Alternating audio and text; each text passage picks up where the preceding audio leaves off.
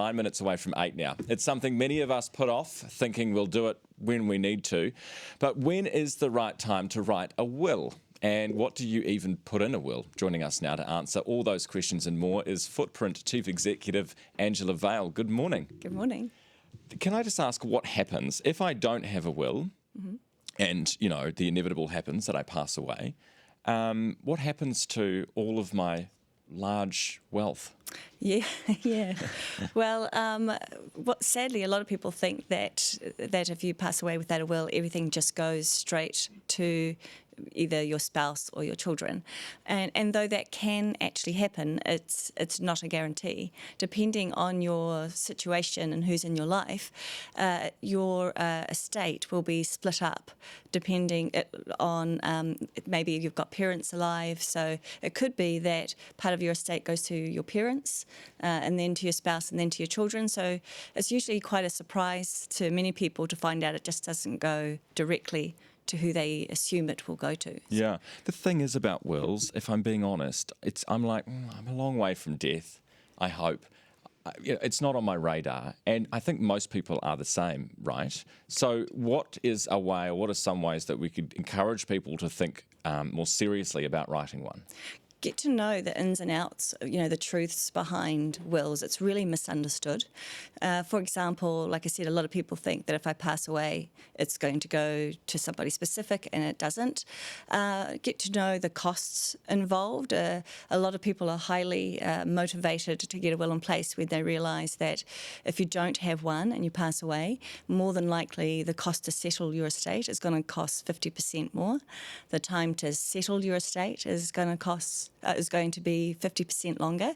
So that could mean your beneficiaries could be anywhere from 12 to 2 years before getting what might be much needed funds from your estate. It could mean that you're paying estate fees, $15,000 and more, which is less left behind for the people you love. And so just really finding out more about the decision you're actually making to not put a will in place, because it's all about who you leave behind, isn't it? So for some people, it's probably not worth getting one. I mean, if you don't have a huge net worth, is it worth getting a will? Do you actually need one? If you've got a full estate that's worth less than $15,000, then you don't need a will. But as soon as you get $15,000 or more, you really do need to support that with a will, because it crosses a legal threshold, and now it should be distributed via a will. So, and most KiwiSaver accounts these days are about more than $20,000. And a lot of people forget that KiwiSaver is an asset; it's in your sole name, so it should be in your will. Some people like to challenge the will after you've passed on. What can you do to make sure that what you want to give away and to whom stays in place? That it's a well-constructed will. And, if you're working with, people like us and other professionals, putting together a well-constructed, robust will actually help. Now, nothing will stop, can guarantee that somebody won't, or a family member won't challenge your will. But having one in place for a start certainly reduce the risks and certainly may reduce the success of a challenge on your estate. How easy are they to change? Because, I have people that I like at the moment, but then next week might not like them. How easy is it to change your mind? Yeah, you can do that. For example, what we do is we give the ability to update your will every year. It's part of a whole package deal, so you update that. But, there's just no problem with going and doing that. It's all about costs. People often put it off because they're worried about costs, or they're worried about the perception that it's time consuming. But time's moved on. You've got digital platforms that are really robust now, and a will can take 15 minutes and cost as little as $85. So is part of the problem you actually have to confront who's important to you in your life?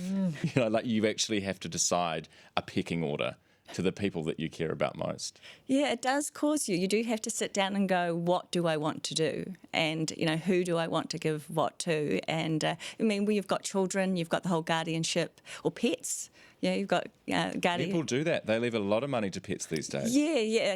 It's not specifically to the pet, but it's for the pet. Yeah. And look after them. that's right, and so It's crazy is what that is. you've got to step up. Nah, that's right. I'm a pet person. Yeah. Should you have a trustee, and who do you recommend? So there's the whole difference between a trustee and executor. So all wills require you to put an executor in place, and that's either commonly a family member, friend, or a professional body that does that. And what you can do is appoint, let's say, a professional body, and then go, I want a trustee advisor, someone to work with that person, with that executor. But the big thing around picking your executors is to really understand what that job is. It's a big job. Before I came into the world of wills, I had mine done, and I appointed my brother as executor of my will. And then when I learnt all about what that takes, honestly, I thought it was a badge of honour, and in my opinion, it's a hospital pass. And so I took him out of that. And find out what's really involved. It's so morbidly depressing, though, because you have to go through all the scenarios of, well, you die, but they don't, but actually you both die. Actually, they die, but you don't. You die. Two of them die, but you become a vegetable. You got to work through all those issues, don't you? Well, yes. It doesn't have to be too bad, though.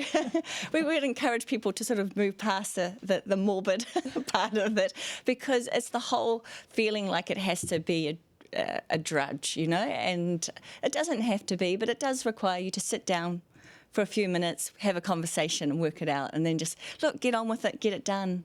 Get the adult tick. Yeah, and then, of course, there's a scenario where we all die, and then wills were completely useless in the first place, weren't they?